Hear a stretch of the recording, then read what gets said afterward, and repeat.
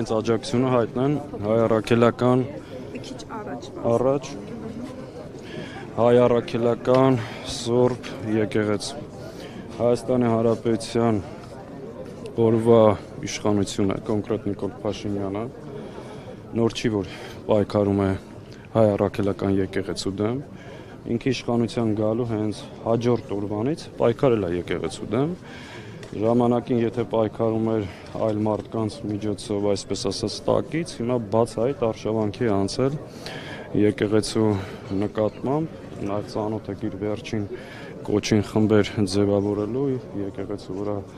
արձակվելու, թիրախավորելու եւ այսօր այս ժամին մեր քաղաքացիների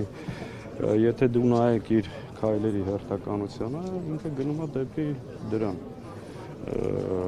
Կարծում շատ ձեր համար էլ պետք է հստակ լինի ինքը դեպի ուրատանում, ծանոթ լինելով նաեւ իր ձեռագրին, անցած ճանապարհին եւ առօրակերպին։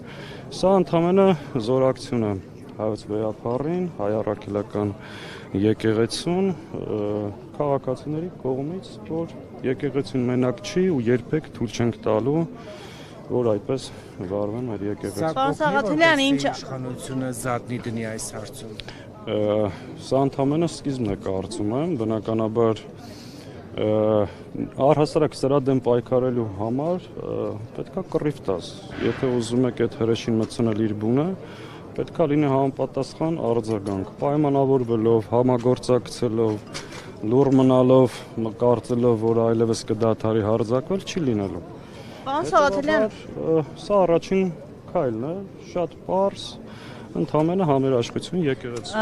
Նիկոլ Փաշինյանի բոլոր հայտարարություններից հետո հակապետական եւ այդ կարմիր գծերը հատելուց հետո համապատասխան քայլեր եղան, բայց արդեն վերջին կետին, առաքելական եկեղեցուն է ինքը հասել, էլ ինչ պիտի լինի, որ հնարավոր դառնա նրան հեռացնելը, էլ ինչ պիտի լինի, որ նրան ընդդիմությունը կարողանա ասել գնա արդեն ժամանակն է։ Նիկոլ Փաշինյանը կարմիր գծերը անցել է շատ վաղուց։